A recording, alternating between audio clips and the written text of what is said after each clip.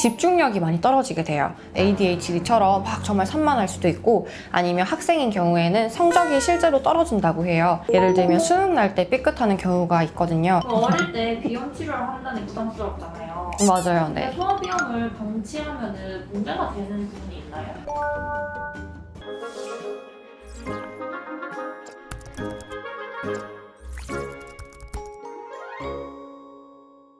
저희 사촌 동생이 콧물이 많이 나가지고 소아과에 갔더니 코감기 약을 처방해주더라고요. 비염은 아닐까 하고 걱정돼서. 그게 코감기랑 되게 비슷하거든요. 그래서 평소에 괜찮다가 갑자기 어느 순간에 콧물이 줄줄줄 난다. 이거는 무조건 코감기예요. 어릴 때 비염인지 아닌지는 어떻게 알아요? 제일 쉬운 거는 코감기가 걸렸을 때 잘 떨어지지가 않거나 아니면 떨어지자마자 바로 다시 걸리거나, 그러니까 되게 자주 걸리는 아이들 같은 경우에는 비염이라고 볼 수 있어요. 가장 정확한 거는 사실 내원하신 게 제일 정확해요. 정말 코감기만 뚝 있는 애들도 있고 코감기에 걸렸고 또 비염까지 있는 아이들도 있거든요. 그러니까 그 뜻이 코가 약해진 상태에서 코감기까지 계속 같이 들어있는 경우가 많아서 코 내시경을 보면 딱 나타나요. 그러니까 제일 좋은 거는 내원하시는 게 제일 좋긴 합니다. 어린아이가 이렇게 내시경 하는 거는 괜찮아요? 생각보다 아이들이 잘해요.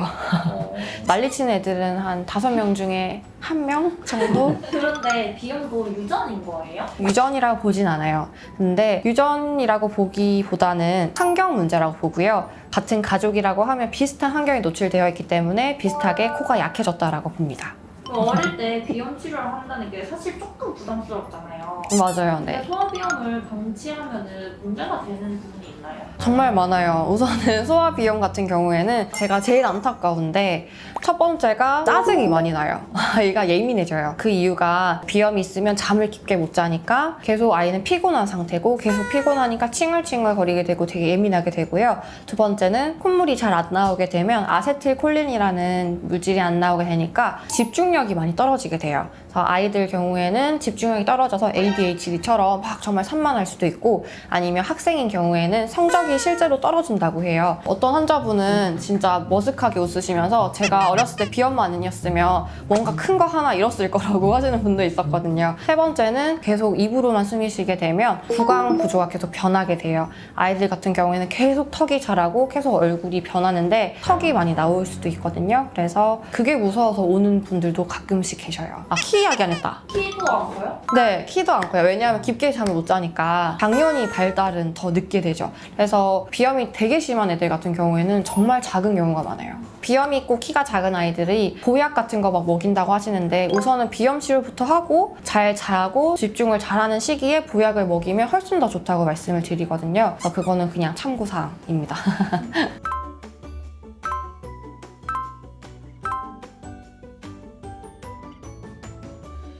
성장기인데 약을 쓰고 막 이러면은 좀 약이 독해서 그럴까 봐. 한방약은 정말 독한 게 하나도 없어요. 임산부도 드셔도 될 만큼 정말 순한 약이고요. 한방은 별게 아니에요. 식물의 뿌리, 줄기, 이파리를 달인 육수라고 생각하시면 되거든요. 특히 아이들 같은 경우에는 어른들이 똑같은 약을 받고 똑같은 약을 썼을 때보다 훨씬 더 빨리 재생이 되거든요. 그래서 어릴수록 더 빨리 치료가 되는 경향이 있으니까 고민하지 마시고 빠르게 치료가 되면 좋을 것 같아요.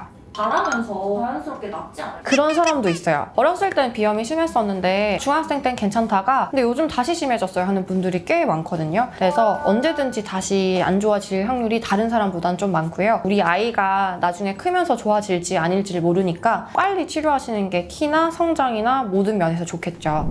소화비염을 낫겠지 하면서 계속 방치하시는 경우가 있고, 또 나이가 들면서 괜찮아지겠지 하시는 경우도 많은데 나중에 정말 중요한 날 때, 예를 들면 수능 날 때 삐끗하는 경우가 있거든요. 그러니까 절대로 방치하지 마시고 우리 아이를 위해서도 또 부모님을 위해서도 편하게 생활할 수 있도록 열심히 치료하시기 바랍니다.